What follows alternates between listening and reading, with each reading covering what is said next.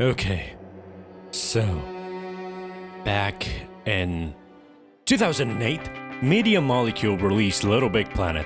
Stay with me now, okay? I promise we'll get to FNAF. Just let me cook, alright?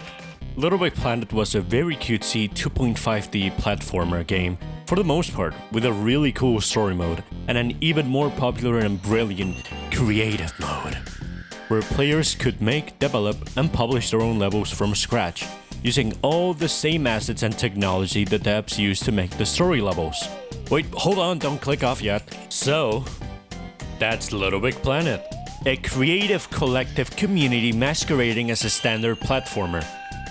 But that's not what this video is about. This video is about FNAF fan games, so let's talk FNAF. When FNAF came out, it certainly caused an impact. Hell, we're still feeling the tidal wave from it, like a goddamn river dragon of a flood. Before FNAF, horror was scary monster, things that would kill you and feast on your corpse, and other spooky things like ghosts and Satan. But after FNAF, now it was marketable scary monsters, ARGs, complicated stories, PS1 aesthetics, stolen asset slopfest, Twitter controversies, and kids. Like, last time I spoke with my little cousins, they were neck deep in Garden of Banban and Granny. My condolences to my uncle and aunt. FNAF became an extremely popular horror game because of the brain-dead simple gameplay, the thick atmosphere, the undertones of lore that have turned since to a whole-ass bible through so many sequels, by the way, and Markiplier. But this isn't some deconstruction about how mascot horror has impacted the genre and kinda made it more kid-friendly and less dangerous. So we'll just cover the gameplay, no lore, no anything external. FNAF, mechanically, is a defend the castle game. Kind of like Plants vs Zombies, but with only a true line of defense. The doors, or the doors substituted in later entries like the flashlight, mask, or doors again. The goal is not to let the animatronics in for the duration of the night, which you do by tracking where they are with two tools, the cameras and the lights on the doors, and promptly deflecting their attempt to getting cozy with you in that office. Let's go somewhere more private, so I can eat you. That's the FNAF formula. It's pretty simple and easy to understand in concept. No wonder kids play it, right? But mechanically, let's just say you can make it as difficult as you please. And some people want difficult. So, we have this hit indie horror game with a simple, catchy formula and satisfying gameplay loop that people are raving about. What do you think the fanbase did? I'll give you some time to think about it. And the answer is their own FNAF games, of course. From people who were already cracked at Click Team, which was what the first few FNAF games were developed on, by the way, to first-time devs, the FNAF tab on Game Jolt easily has over 1,000 fan games, which is simply incredible. That's a lot of games. I don't think there's ever been a game that has given so many people the itch to develop in such little time, ever. Most of the first FNAF fan games were just FNAF but with different characters. Five Nights at Treasure Island, we'll get back to that. Five Nights at the Wario's, Five Nights at Sonic's, Five Nights at the Chum Bucket, shit, I don't know. Five Nights at Nanim. That's what the early FNAF fan games looked like. Just the visual changed with the same skeleton underneath. Like a new coat of paint in an old car. But then, right between when FNAF 2 and 3 were happening at the start of 2015, people started to realize there was a broader fan of options and decided to start rearranging the guts of the very FNAF formula, which gave way to one of its strong suits, originality. Every fan game, or at least the ones with effort put into them, each have a unique spin on the gameplay formula. But before we go too deep into that, yes, I know each game also has their own sets of animatronics, most times. but they'd be too many to list off, so let's just focus on the game part of the gameplay. No art today. Of course, one of the first innovators in this regard was the game known as One Night at Flumpty's, where the whole gimmick was that there was only one night, and it wasn't as forgiving as the first night in any other game. Okay, so the first night is never usually that bad in any of the games, so I'll play through.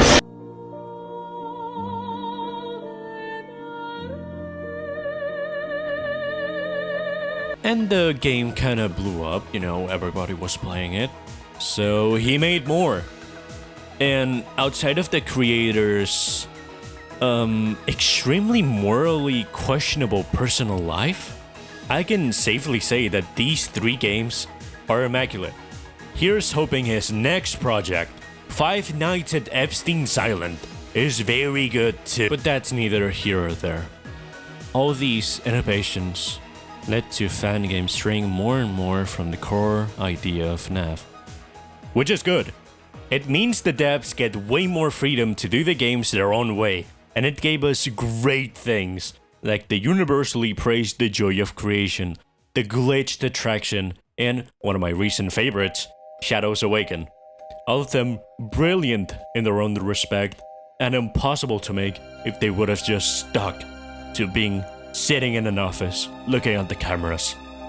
Which, of course, leads me to my next point. Back to FNAF itself, because Scott, the creator, is a very creative guy himself. I feel like it's common knowledge at this point, but Scott developed and worked on way too many games before FNAF, with some of them being actually beautiful, and others being, well, yeah. But that's what the creative world is like, right? Trying stuff out, throwing everything at the wall and seeing what sticks.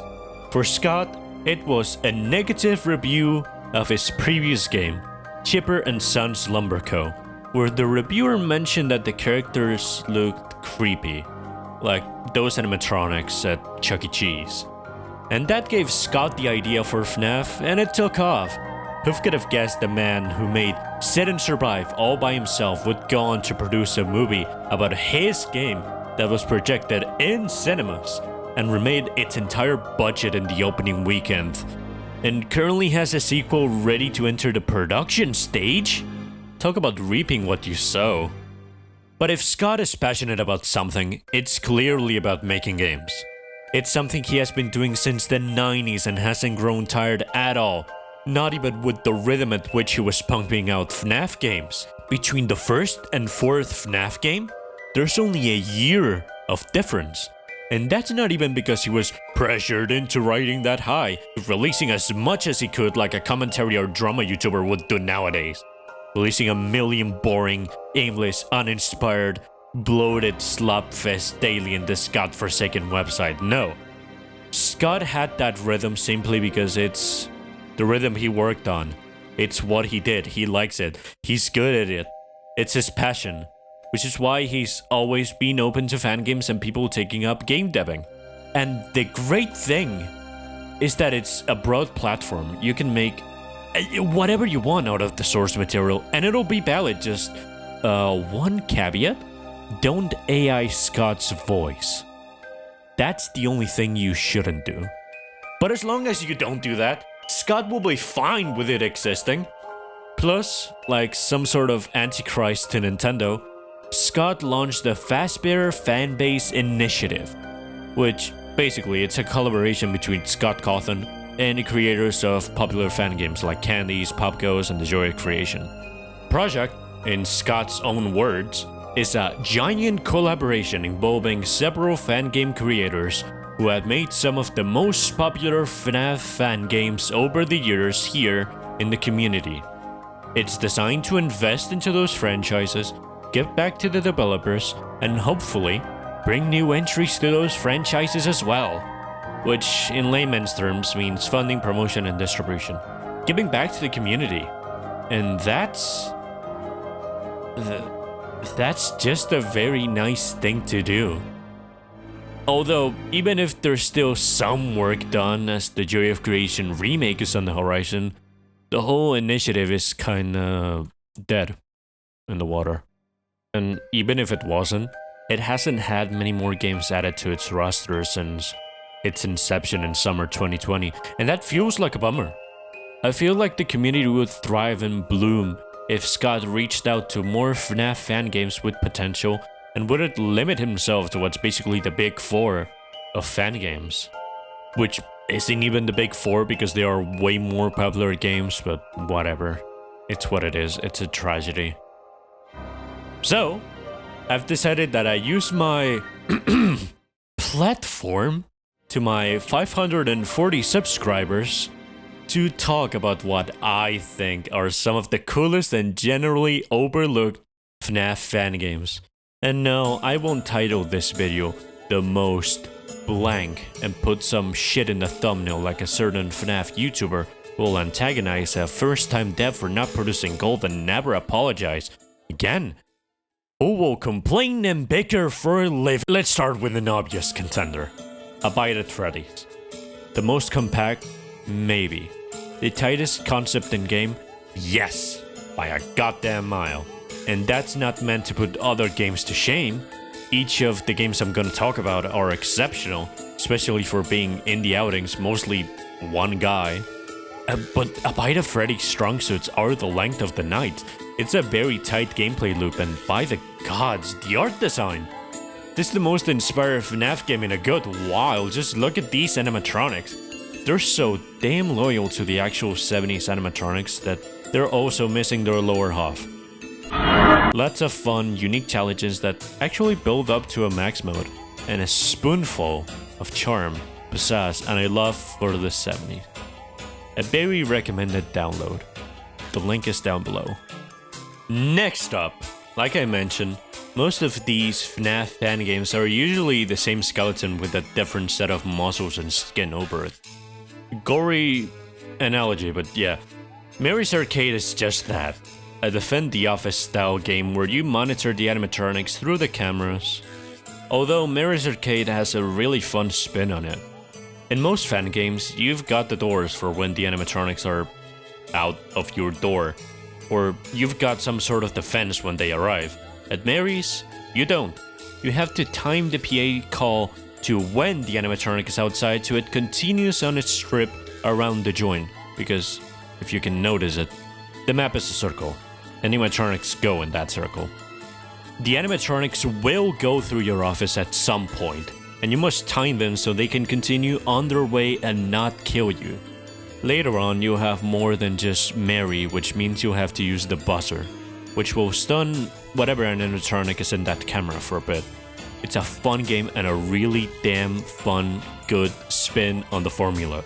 Recommend it while waving my arms around. Download it now. In following that up, Oblitus Casa.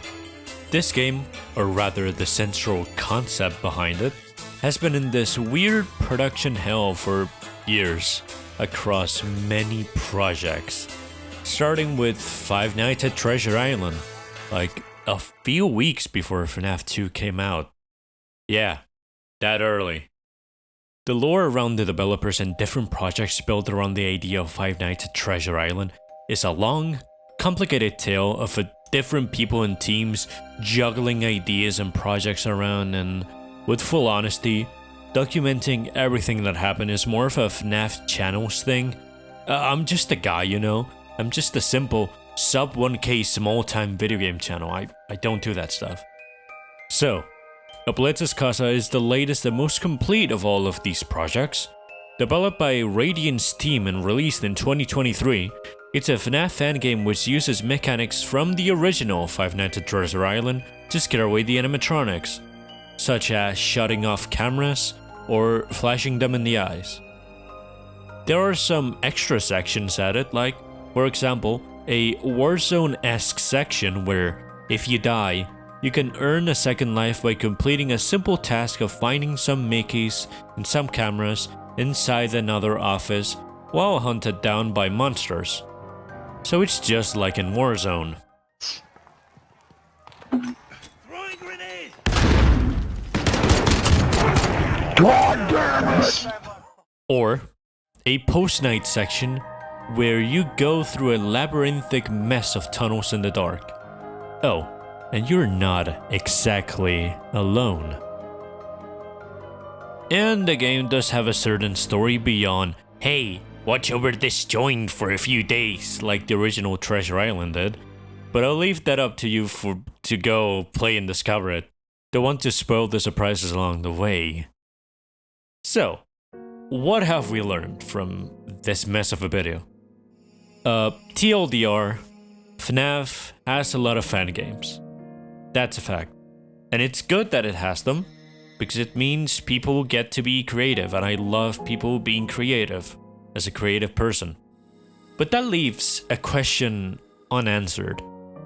Why did I start the video talking about a goddamn dead rotting franchise like Little Big Planet? Well, because it fits. Let's bring attention to the tagline of Little Big Planet: play, create, share.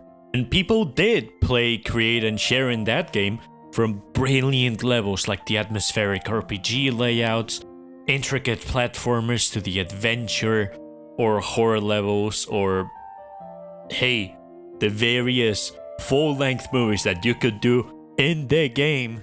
It's safe to say that my childhood inside these games was very creatively liberal, working on my own levels, playing levels, helping others with theirs. Basically, my creative juice were given free rein to do whatever they wanted. And that's what I did. Played, created, and shared with others. And maybe that had some impact as to why I'm a creative person now. But that's cool. It's cool to create. And that same atmosphere is what I'm seeing nowadays in a community like the FNAF fan game space. A collective of creative people that are working with similar assets, and they're playing, creating, sharing, helping each other. Sure, some people are more experienced than others, but working together they can build a nice little game-debbing cocoon. And from what I'm seeing, that's exactly it. People are helping each other, synergies are being built, and overall, a mostly healthy creative space for anyone to try their hand at a simple or not so simple fun game is being made. And that's just awesome. That's great. When I do say that's awesome, I really do mean it. Like, it's such a rare thing to find in a video game community nowadays, like this big and this prominent. And yeah, sure, I know the Halloween video this year wasn't so scary, and it's way too uplifting to be spooky, but it's a horror game. I can do whatever I want. It's my channel as well. So, with that being said, happy Halloween. Enjoy it however you can. You know, watch movies, play games, watch videos like mine. Do whatever you want to do because it's your day, your holiday, whatever. I'll see you around in the next one. I've been Roth, and you've been amazing.